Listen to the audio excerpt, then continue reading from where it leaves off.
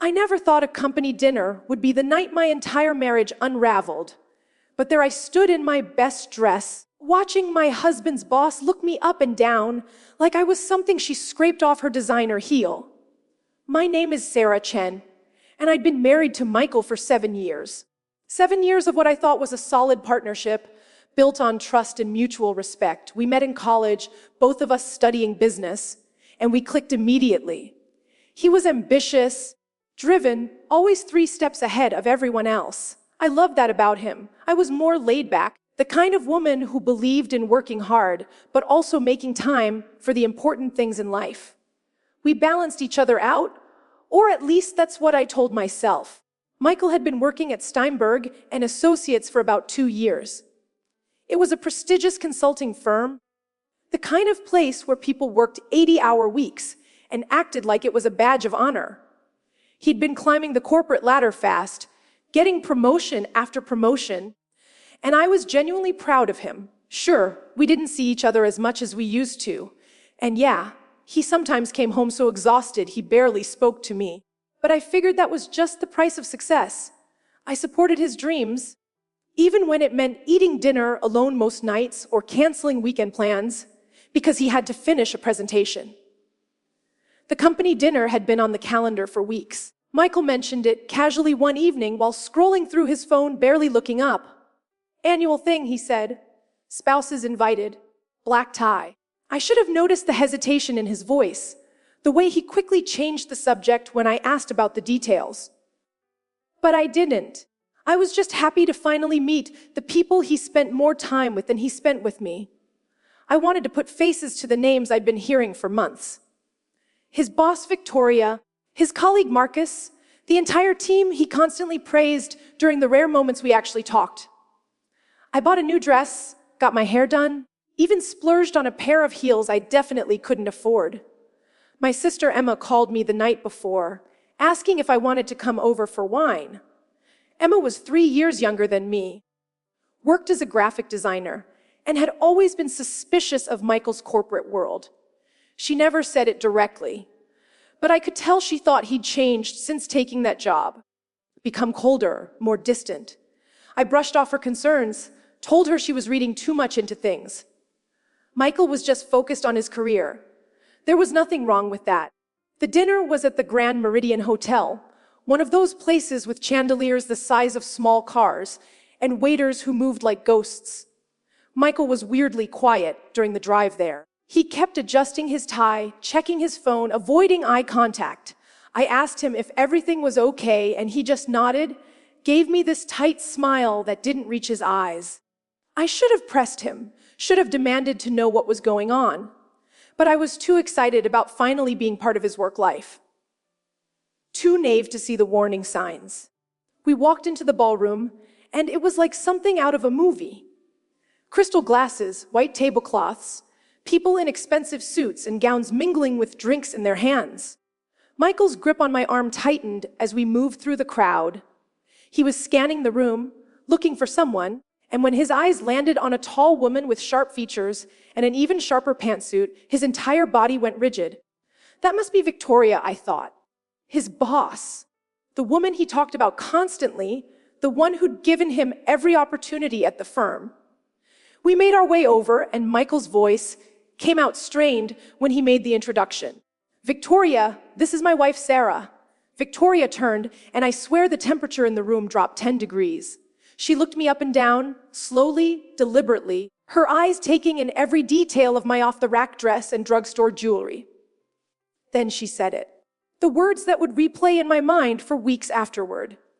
You weren't what I expected, not in a friendly way, not with a smile or a laugh to soften the blow, just flat, cold, dismissive, like I was a disappointment she hadn't anticipated having to deal with.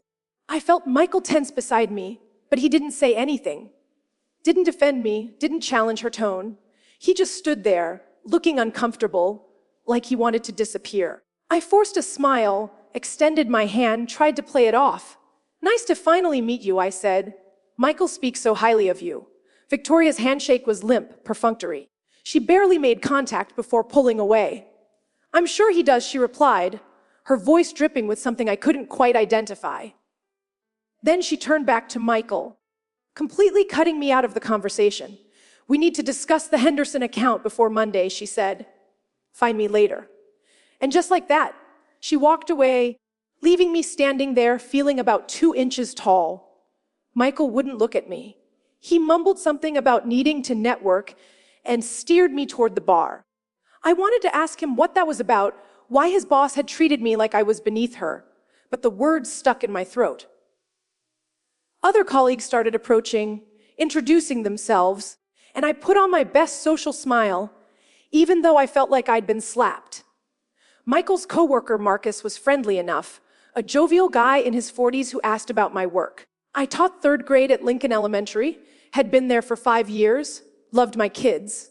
Marcus seemed genuinely interested, asked thoughtful questions, made me feel like maybe I'd imagined Victoria's coldness.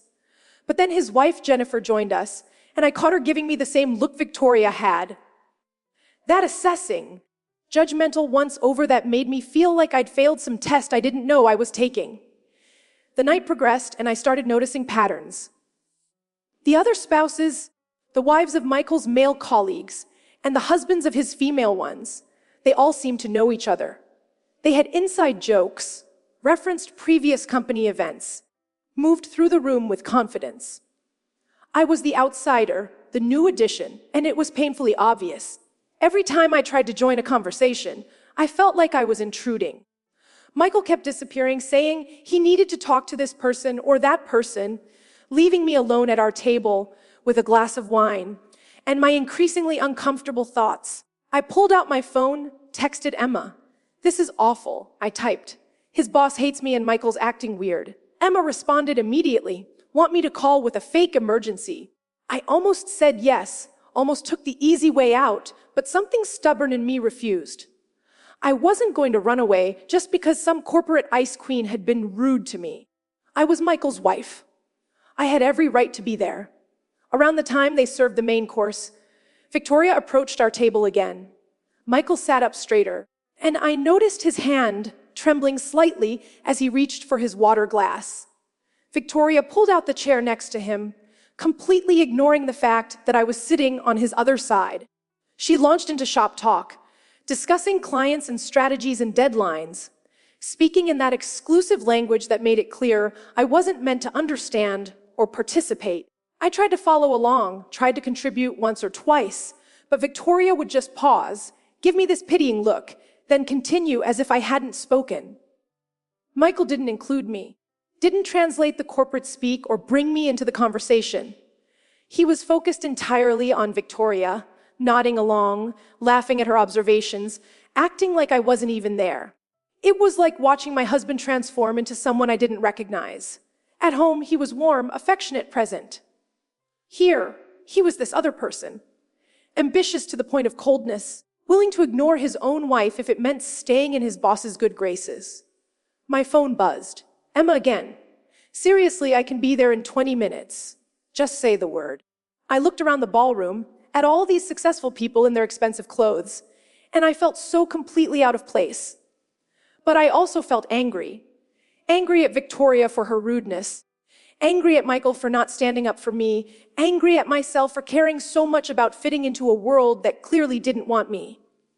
The speeches started after dinner. The CEO got up, talked about the company's success, thanked everyone for their hard work. Then he started calling people up for awards. Employee of the Year, Rising Star, Team Player. Michael's name was called for the Rising Star Award, and I clapped along with everyone else, genuinely proud despite everything. He walked up to the stage, shook hands, accepted his plaque, and when he gave his acceptance speech, he thanked Victoria, thanked his team, thanked the company for opportunity. He didn't mention me, not once. Didn't thank me for supporting him through the long nights and canceled plans and lonely dinners. It was like I didn't exist. I excused myself to the bathroom, needed to get away before I started crying in front of all these strangers. The bathroom was all marble and gold fixtures, classical music playing softly from hidden speakers. I locked myself in a stall and tried to breathe through the tightness in my chest. This was supposed to be a nice evening. A chance to see Michael's world, to be part of his success. Instead, I felt more excluded from his life than ever. I heard the bathroom door open, heels clicking on the tile floor. Multiple voices laughing about something. I stayed quiet in my stall, not wanting to face anyone with mascara, probably running down my face. Then I heard Victoria's voice and my blood went cold. I told him not to bring her. Victoria said, "Can you imagine? An elementary school teacher at a Steinberg function. She's so far out of her depth it's almost sad." Another woman laughed. I recognized the voice as Jennifer, Marcus's wife. "Well, what did you expect?" she said. "Michael's always been a bit soft. Marrying someone so beneath his potential was just another example of his poor judgment. If it wasn't for you pushing him, Victoria, he'd still be stuck in middle management." I pressed my hand against my mouth, trying not to make a sound, trying not to scream or cry or burst out of the stall and confront them. Victoria continued, her voice cold and calculating. "He's useful," she said, "talented when properly motivated. But the wife is a liability. Can you imagine bringing her to client dinners, to networking events? She'd embarrass him, embarrass the firm. I've been working on him, trying to make him see that he needs to make a choice. His career or his marriage. He can't have both, not if he wants to make partner." My heart was pounding so hard I thought they might hear it.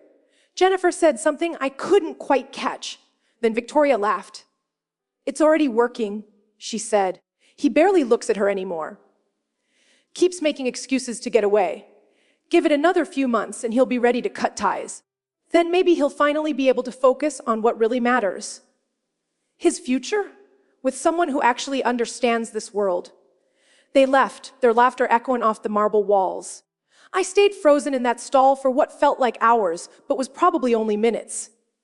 Everything suddenly made sense. Michael's distance, his reluctance to bring me tonight, the way Victoria had looked at me like I was an obstacle to be removed.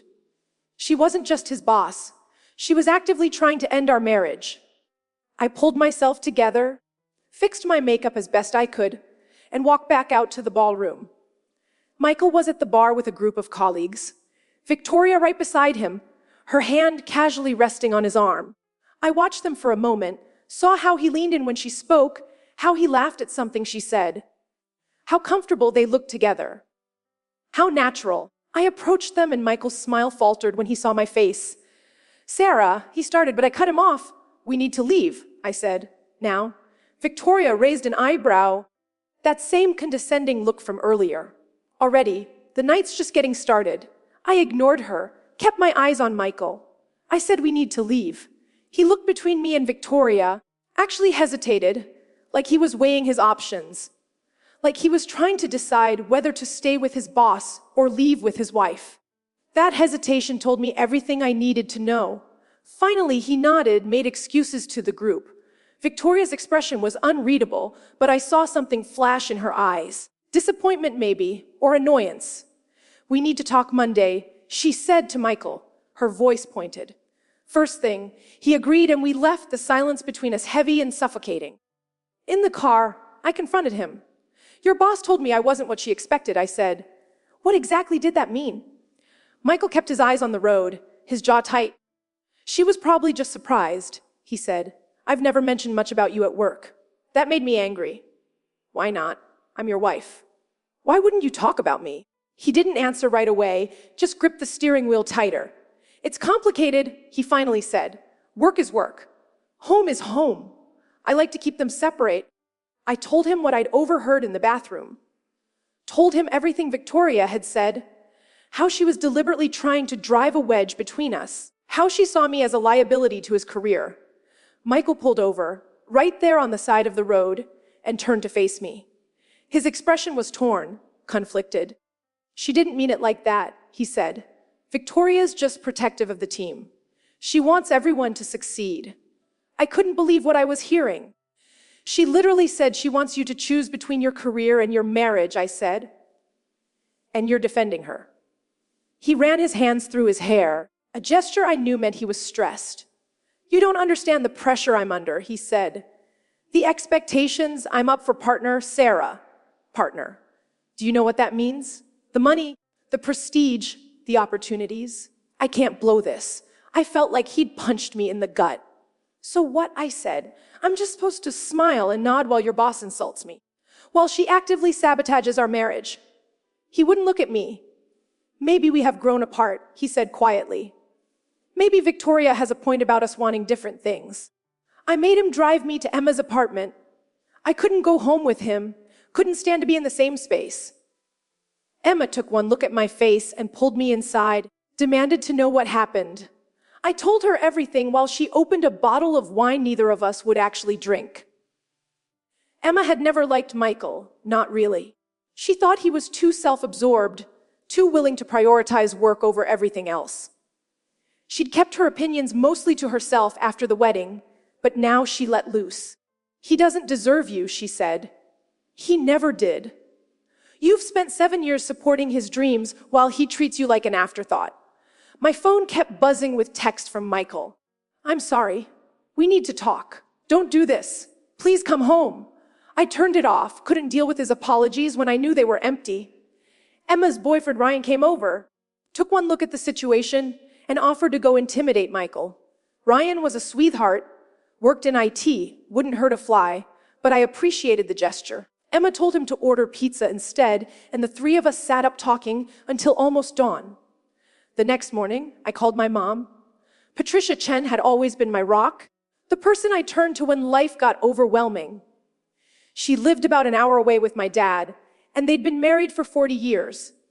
When I told her what happened, she went silent. That kind of silent that meant she was furious, but trying to stay calm for my sake. Come stay with us, she said. Take some time to think. Your father and I have the guest room ready. I went back to the house when I knew Michael would be at work, packed a bag with clothes and essentials. The place felt different somehow, like it wasn't really my home anymore. I noticed things I'd missed before. How most of the photos on the walls were from before his new job. How his home office had taken over what used to be our shared space. How little of the house actually reflected both of us anymore. It had become his space, his life, and I was just living in it. My dad was waiting when I pulled up to my parents' house. Robert Chen was a quiet man, an engineer who'd spent his career building bridges and raising his daughters to be strong. He hugged me without saying anything, just held me while I cried on his shoulder. My mom fussed in the kitchen, making all my favorite foods, treating me like I was 12 again and homesick from school. It should have felt infantilizing, but instead it felt safe. Like maybe I could breathe again. Michael called constantly over the next few days, left voicemails alternating between apologetic and defensive. I'm sorry for how Victoria treated you, but you have to understand the position I'm in. I can't just throw away my career. We can work this out. Please talk to me. I didn't respond, needed space to process everything. My sister came over every evening after work, bringing wine and bad movies and the kind of unconditional support only family can provide. Emma's best friend, Melissa, stopped by one afternoon. Melissa was a divorce attorney, incredibly successful, known for absolutely destroying unfaithful spouses in court. Emma had obviously told her what was going on because she came armed with information. If you decide to leave him, she said, we need to start documenting everything. His work hours, his finances, any communication that shows he's prioritizing his boss over his marriage. I told her I wasn't sure what I wanted to do yet, but she left me her card anyway. Just in case, she said. I went back to work after a few days, needed the normalcy of my classroom. My kids were excited to see me, full of stories about their weekend adventures. Third graders don't care about your personal drama. Don't judge you for your marriage falling apart. They just want to learn and play and share their snacks. It was exactly what I needed. My teaching assistant, Maria, noticed something was off, pulled me aside during lunch. Everything okay? She asked. I gave her a sanitized version, left out the worst details. Maria had been through her own divorce a few years back, knew the signs. Take care of yourself, she said. Don't let him make you feel small. That evening, my brother James called. James was my older brother, a lawyer living in Seattle, and Emma had obviously filled him in on the situation. He was furious in that protective big brother way that would have been endearing if it wasn't so concerning. I can fly out this weekend, he said. Help you figure out your next steps. Maybe have a conversation with Michael about how to treat people. I told him I appreciated it, but I needed to handle this myself. He made me promise to keep him updated, to call if I needed anything. Michael showed up at my parents' house on Friday evening.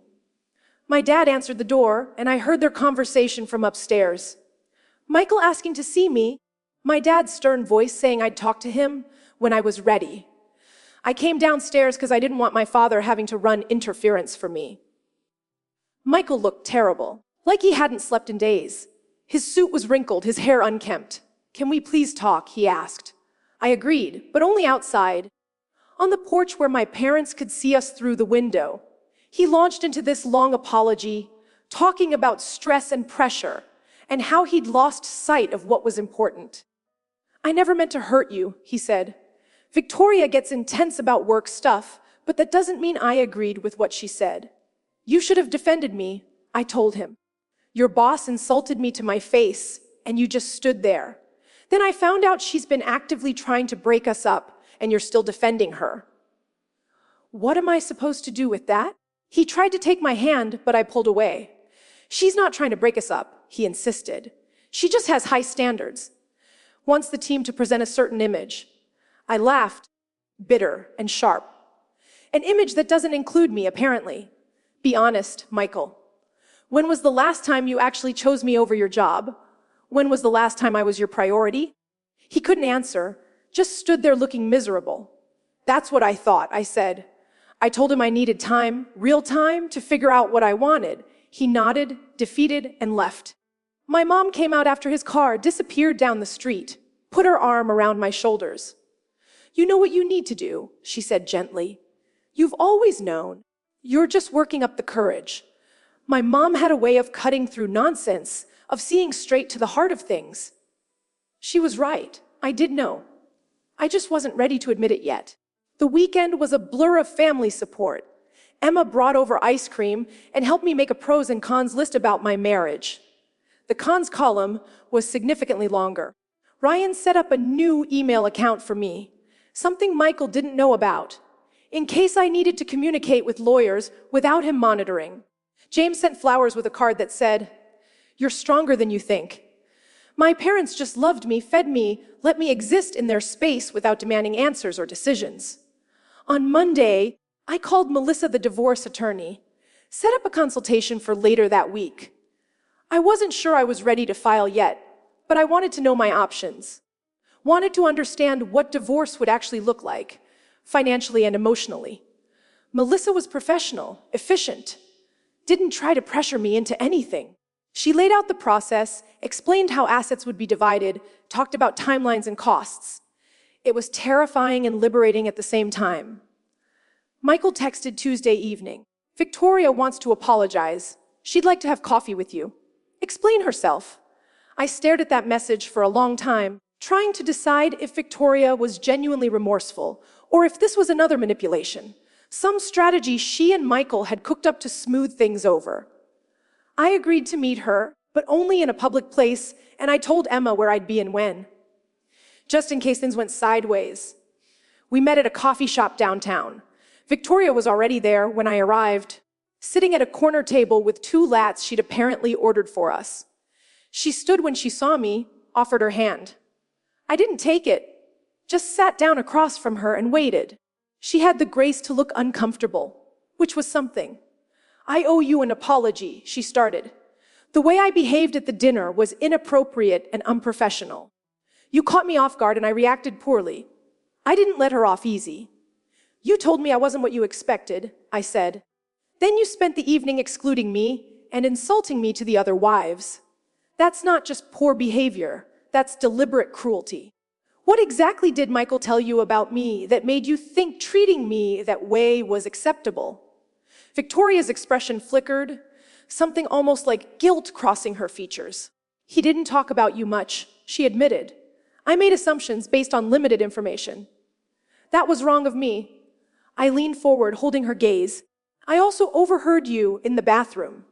Heard you tell Jennifer that I was a liability, that you were working on getting Michael to choose between his career and his marriage. So forgive me if I don't buy this sudden attack of conscience. Victoria went pale, clearly hadn't expected me to know about that conversation. The silence stretched between us, heavy with unspoken accusations. Finally, she spoke. "You're right," she said. "I did say those things, and I was wrong. I've been in this industry for 20 years, and I've seen too many talented people held back by partners who don't understand the demands of this career. I projected my own experiences onto your marriage without knowing anything about you. That was unfair. But here's what I've realized over the past week. Michael's been useless. Distracted, unfocused, making mistakes he never made before, because he's miserable without you." I wanted to feel victorious hearing that, wanted to believe it meant Michael really did love me more than his job. But all I felt was tired. "That's not enough," I told Victoria. "Him being miserable isn't the same as him being willing to change. He's had 7 years to balance his career and our marriage, and he's failed. One bad week doesn't erase that pattern." Victoria nodded slowly. "What if things changed?" she asked. "What if I backed off, encouraged him to maintain better boundaries, supported him in prioritizing his personal life?" It was a tempting offer, but I knew better. "You can't fix my marriage, Victoria. Only Michael can do that. And honestly, I'm not sure either of us wants to anymore. We've grown apart, become different people with different priorities. Maybe that's just what happens sometimes." Victoria looked sad, which surprised me. She seemed genuinely upset about the role she'd played in destroying my marriage. "I hope you can forgive me eventually," she said. "Even if you can't forgive Michael." I told her I'd think about it, but I made no promises. I met with Melissa 2 days later. Went through all the details of my marriage, our finances, everything. She was honest with me about what divorce would look like. It wouldn't be easy. Michael made significantly more money than I did, which meant he'd probably have to pay spousal support for a while. We'd have to sell the house, split the assets, disentangle 7 years of shared life. But she also told me I'd be okay, that I was young enough to start over, strong enough to build a new life. I filed the papers that afternoon. Michael was served at work. He called me immediately, his voice breaking. "You actually did it. You're really ending this." I told him yes, I was. That I couldn't keep living in a marriage where I felt like an afterthought, where his career would always come first, and I'd always be expected to understand and accommodate and sacrifice. He begged me to reconsider, to try counseling, to give him one more chance. I'd given him hundreds of chances already. This was just the first time I was admitting it wasn't enough. My dad helped me move my stuff out of the house over the next few weeks. James flew in for a weekend to help, and Ryan rented a truck. Michael was there for some of it, watching us box up my belongings with this lost expression on his face. He kept trying to talk to me, to change my mind, but I stayed focused on the task. Emma supervised the whole operation like a general commanding troops, making sure we didn't forget anything, that Michael didn't try to guilt trip me into staying. The divorce was finalized 4 months later. It was amicable, relatively speaking. We split everything down the middle, sold the house, went our separate ways. Michael kept his job at Steinberg, probably made partner eventually. I moved into a small apartment near my school, started therapy to process everything, began rebuilding my life as a single woman. It was terrifying and lonely and hard, but it was also freeing. Emma threw me a divorce party, called it a celebration of new beginnings, invited all my friends, my family, even some of my teacher colleagues. We ate too much cake, drank too much wine, laughed about all the red flags I'd ignored. My mom gave a toast about how proud she was that I'd chosen myself, that I'd had the courage to walk away from something that wasn't serving me. My dad hugged me and told me I'd always have a home with them, that I was never alone. James promised to visit more often, to be a better brother. Ryan offered to help me set up online dating profiles when I was ready, which made everyone laugh. 6 months after the divorce, I ran into Victoria at a bookstore downtown. It was awkward, both of us frozen in the self-help section, neither sure how to proceed. She approached first, asked how I was doing. I told her the truth, that I was happy, happier than I'd been in years, that leaving Michael had been the right choice even though it had been painful. She nodded, seemed genuinely pleased. "I left Steinberg," she said, Started my own consulting firm, smaller, better work-life balance. Turns out watching your marriage implode made me reconsider my own priorities. We talked for a while, standing between shelves of books about finding yourself and starting over. She apologized again, more sincerely this time.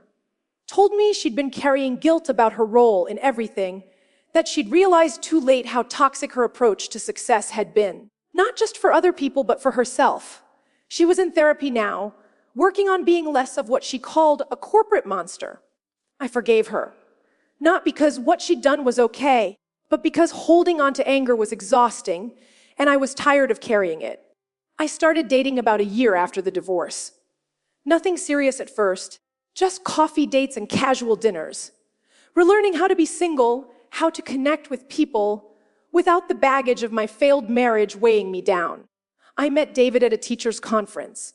He taught 5th grade at a school across town, loved his job, had no corporate ambitions whatsoever. He was kind and funny and present in a way Michael never had been. We took things slow, both of us cautious about jumping into something serious. Emma approved of David immediately, which was a good sign. My parents liked him too. He came to family dinners, got along with James when my brother visited, treated me like I mattered. Like my job and my interests and my thoughts were valuable. It was such a stark contrast to my marriage with Michael that it made me realize just how low my standards had fallen, how much I'd accepted that shouldn't have been acceptable. 2 years after my divorce, I heard through mutual friends that Michael had gotten engaged. To Victoria, naturally. Apparently, they'd started dating about 6 months after our divorce was finalized, once it was professionally acceptable. Part of me wanted to be angry or hurt, but mostly I just felt relieved. Relieved that my instincts had been right, that there had been something between them even back then. Relieved that I'd gotten out before wasting more years on a marriage that was already over. Relieved that they'd found each other, and I could stop wondering if I'd made a mistake. I sent them a wedding gift.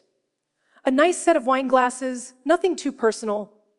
Emma thought I was crazy, but I wanted to close that chapter completely, with grace rather than bitterness. Michael sent a thank you note, handwritten, expressing hope that we could both be happy in our new lives. I appreciated the sentiment, even if I had no interest in maintaining contact. Some relationships are meant to end completely, to become part of your past rather than your present. Ours was one of those. David proposed on a Tuesday evening in my apartment.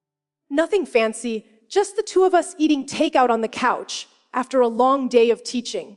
He said he loved me, loved the life we were building together, wanted to make it official. I said yes without hesitation, without fear. Because with David, I never felt like I was competing with his job or his ambitions. He saw me, valued me, chose me consistently. That was what partnership was supposed to feel like. We got married 6 months later in my parents' backyard. Small ceremony, just family and close friends. Emma was my maid of honor. Wore a dress she actually liked instead of the hideous bridesmaid dress I'd made her wear at my first wedding. James walked me down the aisle since my dad was too emotional. My mom cried happy tears. David's family welcomed me warmly, treating me like I'd always belonged. It was simple and perfect, and everything my first wedding hadn't been. Standing there saying my vows, I thought about that company dinner all those years ago. About Victoria looking me up and down and telling me I wasn't what she expected. About Michael's silence, his refusal to defend me, his willingness to let his boss dictate his priorities. About how much pain and doubt and heartbreak had come from that one evening. But I also thought about how it had led me here, to this moment, to a partner who actually deserved me. Sometimes the worst nights of your life lead to the best decisions. Sometimes having your marriage fall apart is the push you need to build something better. I still teach 3rd grade at Lincoln Elementary. Still love my job, my students, the satisfaction of helping kids learn and grow. David teaches his 5th graders across town, and we meet for lunch sometimes, share stories about our days. We bought a small house together, nothing fancy but ours. We travel during summer breaks, host family dinners, live quietly and contentedly.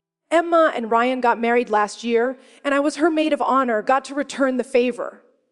James moved back to town with his wife and kids, and our children are growing up together the way we did. I see Victoria occasionally around town. We're not friends, but we're not enemies either. She married Michael. Seems happy enough with her choice. They're the power couple they probably always wanted to be, networking and climbing and succeeding by conventional measures. I don't know if they're actually happy behind closed doors, and I don't need to know. That's not my life anymore. My life is Tuesday evening takeout and parent-teacher conferences and family game nights. It's ordinary and unglamorous and exactly what I want. Looking back now, I can see all the signs I ignored. The way Michael slowly prioritized work over everything else. The way I made myself smaller to accommodate his ambitions. The way I convinced myself that supporting his dreams meant abandoning my own needs. I was so focused on being a good wife that I forgot to ask if he was being a good husband. So determined to make the marriage work that I didn't stop to question whether it should work. Young love is like that sometimes. You commit to someone before you fully know yourself, then wake up years later, realizing you've grown into different people, heading in different directions. The hardest part wasn't the divorce itself, but admitting I'd wasted 7 years on the wrong person, that I'd ignored red flags and warning signs because I wanted so badly to believe in the fairy tale, that I'd let someone treat me as less than I deserved because I thought love meant sacrifice. But I've learned that real love doesn't require you to diminish yourself. Real love sees you, values you, chooses you even when it's inconvenient. Real love wouldn't let a boss insult you without defending you, wouldn't hesitate between staying at a party and leaving with you, wouldn't make you feel like you're competing with a career for priority. I tell this story sometimes to my students when they're old enough to understand. Not the details, but the lesson, that it's okay to walk away from things that hurt you, even when walking away is scary. That choosing yourself isn't selfish, it's survival. That you teach people how to treat you by what you tolerate. My third graders might be too young for those lessons now, but they'll remember them later when they need them. When they're standing in a ballroom feeling small and insignificant, wondering if they're crazy for being hurt. They'll remember Mrs. Chen telling them they deserve better. They'll remember that walking away is sometimes the bravest thing you can do. David knows the whole story. I told him everything on our third date. Figured if my past was going to scare him off, it was better to know early. But he just listened, held my hand, told me Michael was an idiot for not appreciating what he had. That Victoria sounded like a piece of work. That he was glad my divorce had happened, because otherwise we never would have met. He didn't judge me for staying too long or blame me for my marriage failing. He just accepted it as part of my journey, part of what made me who I am. Sometimes I wonder what would have happened if Victoria had been kind that night. If she'd welcomed me warmly, included me in conversations, treated me like I belonged. Would Michael and I still be together? Would I have ignored the fundamental problems in our marriage because they were masked by surface-level politeness? I think so. I think I needed that harsh wake-up call to see what I'd been refusing to acknowledge. That my marriage was already dying, had been dying for a while, and Victoria's cruelty just forced me to stop pretending otherwise. Emma says I'm too forgiving, that I should still hate Victoria for what she did. Maybe she's right, but holding on to hate takes energy I'd rather spend on building my life with David. Victoria was a catalyst, nothing more. She didn't destroy my marriage. Michael did that himself by choosing his career over our relationship every single day. By making me feel like an obligation rather than a priority. By standing silent while his boss insulted me because defending me might hurt his professional prospects. Those were his choices, his failures, and while Victoria certainly didn't help, she wasn't the real problem.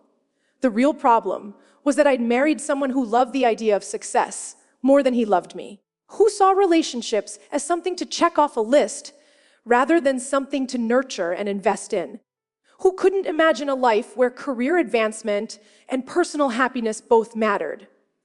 I don't think he was malicious about it. I think he genuinely didn't understand what he was doing wrong. In his mind, he was providing for us, building a future, doing what men are supposed to do. He couldn't see that I didn't want a bigger house or more money. I just wanted him. Present, engaged, actually there instead of physically in the room, but mentally at the office. We're all products of what we're taught about relationships and success. Michael grew up in a family where his father worked constantly, was barely home, and everyone praised him for being a good provider. Never mind that he missed baseball games and birthdays and the daily moments that make up a childhood. He was successful, and success justified everything. Michael internalized that lesson, replicated that pattern. I grew up in a family where my parents both worked, but still made time for dinner together, for family trips, for being present. We were taught that relationships require effort and attention and sacrifice sometimes. Different models, different priorities. Neither model is inherently wrong. Some people thrive in relationships where work comes first and partners accept that dynamic. Some couples genuinely don't mind the long hours and canceled plans as long as they're building toward shared goals. But Michael and I wanted different things, and neither of us was honest enough to admit it until everything fell apart. He wanted a wife who would smile and network and understand that his career trajectory was more important than quality time together. I wanted a partner who saw me as an equal priority, not an afterthought. The divorce taught me to be honest about what I need, to say out loud without apology that I matter, that my job teaching third graders is just as valuable as any corporate position, that my time and energy and emotional labor deserve respect. David gets that instinctively. He never makes me feel small or silly or less than. When his work gets demanding, he tells me, adjusts his schedule, finds balance. He doesn't expect me to just deal with it while he disappears into his job. That's what partnership looks like. What it should have looked like with Michael but never did. I don't regret my first marriage. It taught me who I am, what I will and won't tolerate, what I need to be happy. It taught me to trust my instincts, to speak up when something feels wrong, to value myself enough to walk away from situations that diminish me. Those lessons were expensive but invaluable. I'm a better wife to David because of what I learned with Michael. A better teacher because I understand what it feels like to be overlooked and undervalued. A better daughter and sister and friend because I'm no longer pouring all my energy into fixing something broken. Sometimes my students ask why I got divorced in that blunt way kids have. I tell them simple truths. That sometimes people grow apart. That it's better to be happy and alone than married and miserable. That choosing yourself doesn't make you selfish.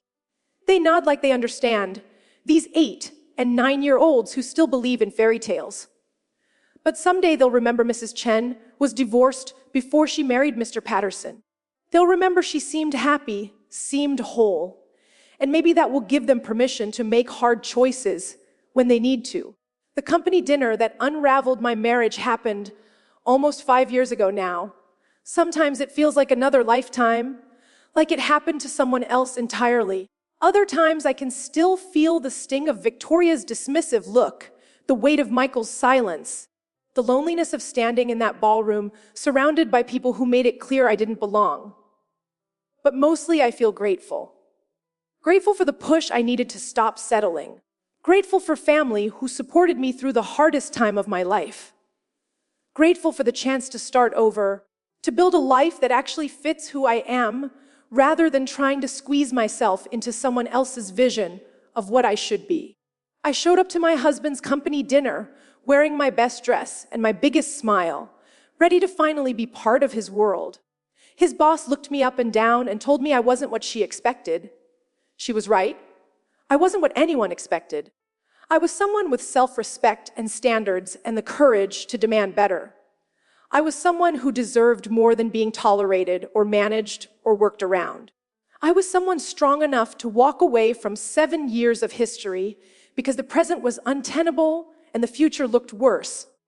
I wasn't what Victoria expected because she expected someone who would accept being treated as less than. Someone who would shrink to fit the space Michael and his career allowed. But I'm not that person. I never was. It just took that one awful night for me to remember.